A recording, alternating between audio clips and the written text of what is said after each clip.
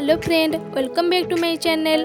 आज recipe start करने आगु जदि आपण मोर रेसिपी सब भल लगुच वीडियो को लाइक और शेयर करनी और चैनल को सब्सक्राइब भी करनी। तो चलन देखि ना आज रेसिपी। आज आम बनइबा बेसर दिया छतु। तापाई मुझे रखी हलदी गुंड, लंका गुंड, लुण, काश्मीर गुंड आ किछिटा आंबुल नहीं ता संग ये मुझे दीटा आलू नहीं तो छोट छोट कर काटी नहीं। मु आगुरी सिझे रखी छतु रखी आठी मु सोरिष बाटर नहीं जो थे गोटे पियाज, 3-4टा पाखुड़ा रसुण और अल्प जीरा और सोरिष नहीं मसलाटा तैयारी तापर एबे आमे गोटे पैन बसैकी से अल्प तेल देदेबा और से छतु गुड़ा को भल भाव भाजीदेबा।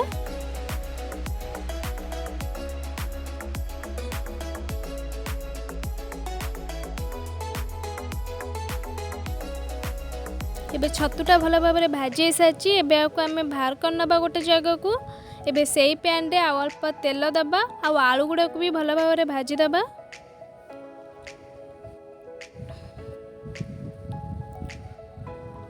आलूटा भाजवा टाइम रे सेतिरे अल्प हलदी गुंड आ लुण देदेबा।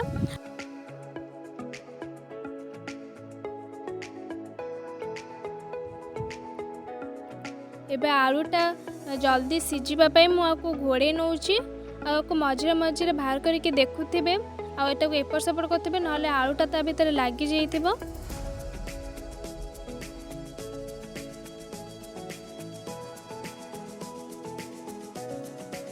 एबे आलूटा भल भाव भाजी सारी एबे से आमे रखी सोरिष बाटन को देदेबा।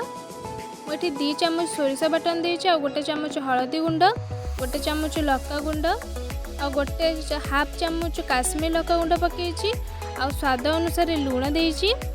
एबे आलू सह से मसलाटा को भल भाव गोले दबा।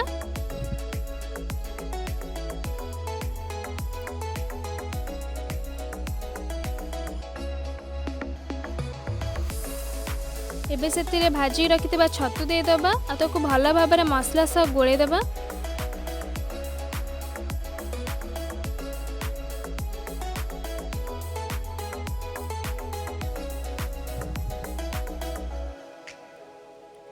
एबे एथिरे अल्प पानी देदेबा।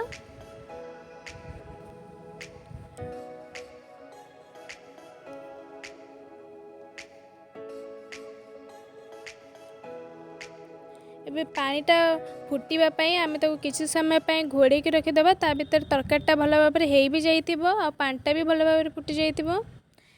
एबे तरकारीटा भल भाव फुटी जाइए। एबे लास्ट रे मु सेतिरे 2टा आंबुल दूची। आपण माने आपणक टेस्ट अनुसार आंबुल बेसी पकई पारिबे ना कम पकई पारिबे। आंबुल पकईकी मु ताको आउ किछि समय घोड़े की रखी दउची। एबे हमर आंबुल दिया बेसर छतु पूरा पूरी तैयारी हो सारी। आपको आपण मैंने घरे बने कि खातु आपको खाइबा को बहुत ही टेस्ट लगे जेहेतु ये आंबुल पड़ी तो तरकारीटा खटा खटा भी लगे और टेस्ट बहुत ही भल आसो। तो आपको आपण मैंने घरे बनातु आ खाइबा को केमती लगिला मते कमेंट जणातु। आज रेसिपी भल लगी वीडियो को लाइक करने। Thank you.